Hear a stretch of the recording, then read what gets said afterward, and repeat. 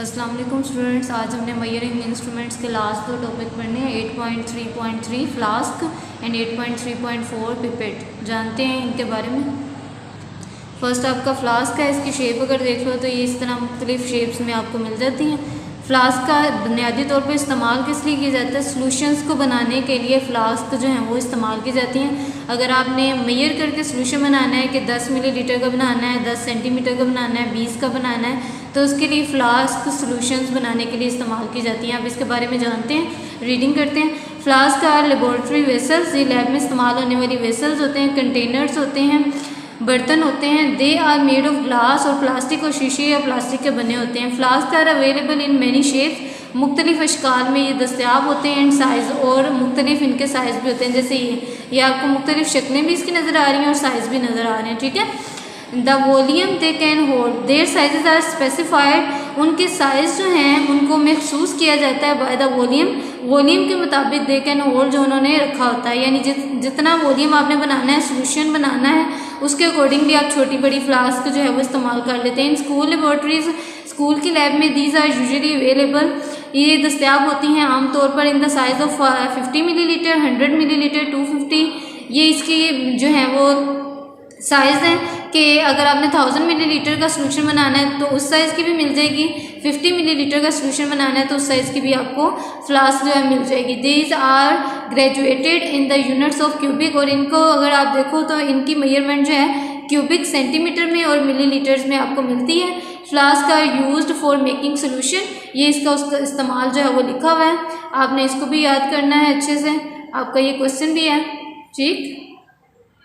Second आपका pipette है। Pipette की अगर शेप देखो तो इस तरह की होती हैं, और इनको अगर स्मॉलर वॉल्यूम आपने मेजर करना हो तो उसके लिए ये बेस्ट होती हैं कि आप पिपेट का इस्तेमाल करो, बजाय इसके कि मेजरिंग सिलेंडर जो है वो आप यूज़ करें। पढ़ते हैं आप इसको। Pipettes are commonly used in chemistry and biology lab, वहाँ पर इनका इस्तेमाल किया जाता है। To measure the volume of the liquid, किसी भी लिक्विड का वॉल्यूम मेजर करने के लिए इन स्मॉलर क्वांटिटी, यही बेसिक डिफरेंस भी है पिपेट्स में और मेजरिंग सिलेंडर में। अगर आपको शॉर्ट क्वेश्चन आ जाए डिफरेंस का तो आप यहाँ से इसका डिफरेंस बता सकते हैं। आपने इसको भी अच्छे से जो है वो तैयार करना है। Pipettes have several shape and size, इनकी भी साइज और शेप जो है वो डिफरेंट होती है, जैसे आपको नज़र आ रहा है।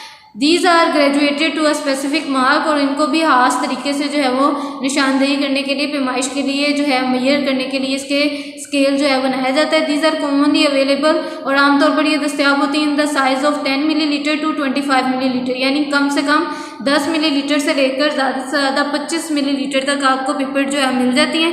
Pipettes are made of glass और प्लास्टिक, और ये भी शीशे या प्लास्टिक की बनी होती हैं। यूँ आज आपका चैप्टर जो है वो ख़त्म हो गया। मेजरिंग इंस्ट्रूमेंट्स के बारे में जो आपकी नॉलेज थी, इन्फॉर्मेशन थी, वो भी कंप्लीट हुई।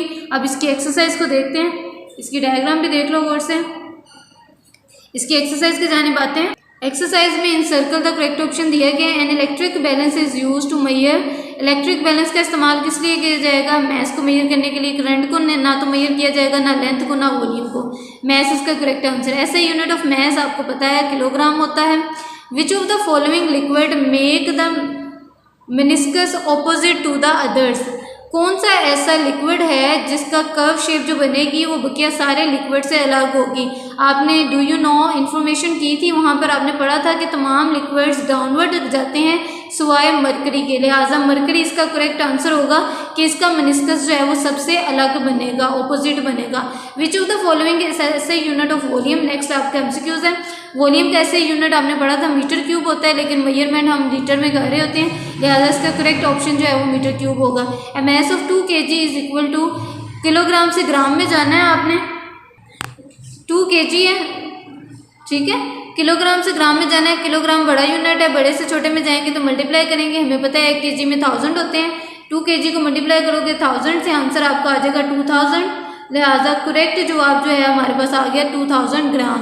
विच of the following relation is correct, relation कौन सा सही है? 1 मिनट में 60 घंटे होते हैं, गलत। 1 मिनट में 1000 सेंटीमीटर होते हैं 1 मीटर में, ये भी गलत। 100 होते हैं। 1 मिलीलीटर में 1 सेंटीमीटर क्यूब होता है, ये सही आंसर है। 1 मिनट में 30 सेकंड होते हैं, ये भी गलत है।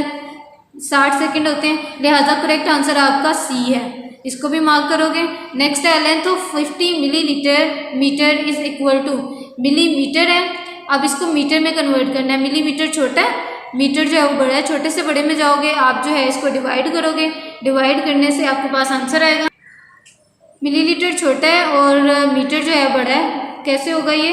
50 मिलीलीटर जो है इसको आप मल्टीप्लाई करेंगे 1000 के साथ, 1/1000 के साथ, ठीक है। छोटे से बड़े में जा रहे हैं तो डिवाइड करना पड़ेगा। इसकी कटिंग करो, 5/100 आपके पास बच गया। इसको अगर आप पॉइंट में लेंगे तो आपके पास 0.05 जो है वो आंसर आ जाएगा। यूँ इसका करेक्ट आंसर 0.05 है। नेक्स्ट है 25 centimetre cube is equal to 25 centimetre cube जो है आपने ऊपर भी पढ़ा है 1 मिलीलीटर 1 सेंटीमीटर के इक्वल होता है, तो 25 सेंटीमीटर क्यूब 25 मिलीलीटर के इक्वल होगा। देखिए आपके गलत है। 1 kilometre is equal to 1 kilometre में 1000 मीटर होते हैं, ये हमें पता है, लिहाजा इसका करेक्ट आंसर जो है वो सी है। नेक्स्ट पेज में उन्होंने पिपेट का पूछा है। Pipette are commonly used for measuring the volume, volume को मेजर ना तो सोल्यूशन बनाने के लिए इस्तेमाल होता है, ना ही ट्रांसफ़र करने के लिए मेजर्ड वॉल्यूम को, ना ही मेजरिंग मैस के लिए, बल्कि ये वॉल्यूम के लिए यूज़ होता है, लिहाजा बी इसका करेक्ट आंसर है। नेक्स्ट क्वेश्चन है आपका, match the words of column A with those of the column B. Match करना है आपने कॉलम को, mass length volume time unit, और इधर दिया है मैस किसके पास जाएगा? मैस की मैचिंग होगी बैलेंस के साथ, लेंथ की मैचिंग होगी मीटर रूल के साथ, वॉल्यूम जो है उसको आप फ्लास्क के साथ कर लोगे, टाइम को जो है डिजिटल वॉच के साथ, यूनिट जो है वो स्टैंडर्ड क्वांटिटी। यूँ आपकी ऑब्जेक्टिव जो है वो भी सॉल्व हो गई। नीचे आपके शॉर्ट क्वेश्चन, लॉन्ग क्वेश्चन दिए गए हैं जिनके नोट्स आपको मुहैया कर दिए गए हैं। आपने वहाँ से ये नोट्स जो हैं वो कंप्लीट करने हैं।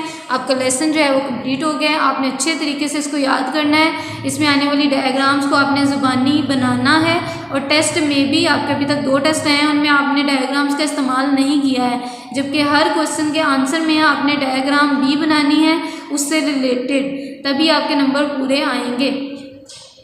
उम्मीद है आपको लेसन समझ में आया होगा। अगर आपने कुछ पूछना हो तो ज़रूर बताइएगा, मैं उसको दोबारा जो है रिपीट कर दूँगी। Stay in touch, stay safe, अल्लाह हाफिज़।